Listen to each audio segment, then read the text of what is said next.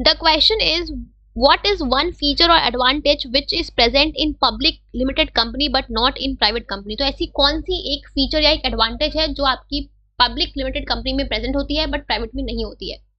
तो public company हमने privileges पढ़े हैं, privileges of private company over public company, but यहाँ पे क्वेश्चन पूछ रहा है कि यहाँ पे पब्लिक कंपनी के क्या एडवांटेजेस हैं और प्राइवेट कंपनी में वो एडवांटेज नहीं होता है।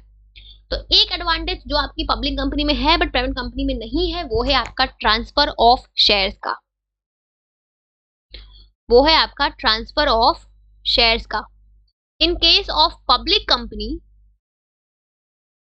In case of public company shares are freely transferable, shares are freely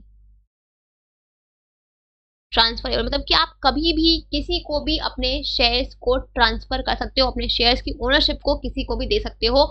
it's कोई रिस्ट्रिक्शन नहीं है, कोई फॉर्मेलिटीज, कोई रिस्ट्रिक्शंस, कोई ऑब्जेक्शन नहीं है in case of public company shares. But अगर हम बात करें प्राइवेट कंपनी की, तो in case of private company there is restrictions on the transfer of shares. ठीक है, there is restriction on the transfer of shares. ठीक है, कुछ रिस्ट्रिक्शंस हैं जो आपको मानने हैं शेयर्स ट्रांसफर करते time, right? So in case of public company, the shares are freely transferable, but in case of private company, there are restrictions on the restrictions on the transfer of shares. ठीक है? So this is one advantage जो public company के पास होता है, but private company के पास नहीं होता है। ठीक है?